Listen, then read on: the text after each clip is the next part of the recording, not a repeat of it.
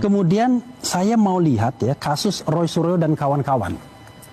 Kalau kasus Roy Suryo dan kawan-kawan ini patternnya sama dengan Gus Nur, Bambang Tri, pokoknya yang penting ditangkap, tahan dulu, soal pasal belakangan. Nggak terbukti nggak apa-apa. Habib Rizik tangkap dulu, nggak terbukti belakangan.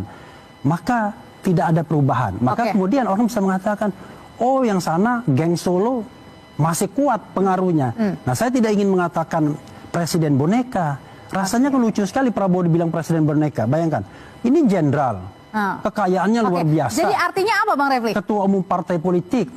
Aneh, bagi saya itu sebuah paradoks. Seperti tulisan dia.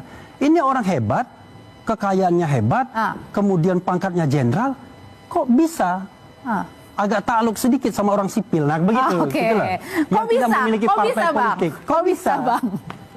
Bang Kodari? Ya. Kok bisa?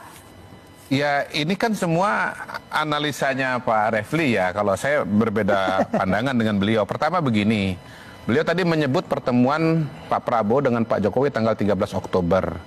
Ya pada waktu itu Pak Jokowi masih presiden dan belum lengser, belum selesai. Pak Prabowo belum dilantik jadi presiden. Jadi wajarlah Pak Prabowo masih menterinya Pak Jokowi.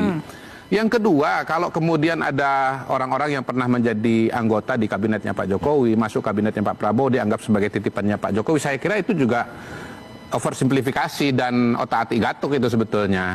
Kita nggak boleh lupa bahwa menteri-menteri yang pernah bergabung di kabinetnya Pak Jokowi, lalu bergabung di kabinet Pak Prabowo, itu satu adalah orang-orang yang menjadi koleganya Pak Prabowo di kabinet. Jadi ini Pak Prabowo kan berteman gitu ya.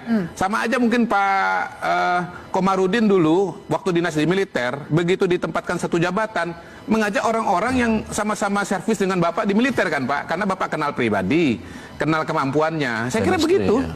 Jadi sesederhana itu bahwa ini teman ngajak teman, kira-kira begitu. Nah, yang kedua saya tambahkan, sebagian dari mereka-mereka itu adalah pimpinan-pimpinan partai politik yang mendukung Pak Prabowo pada saat kampanye. Jadi sangat wajar kalau menjadi bagian dari kampanye lalu diajak dalam kabinet sebagai menteri. Tapi yang tidak menjadi koalisi ada perwakilan, apalagi yang menjadi bersama-sama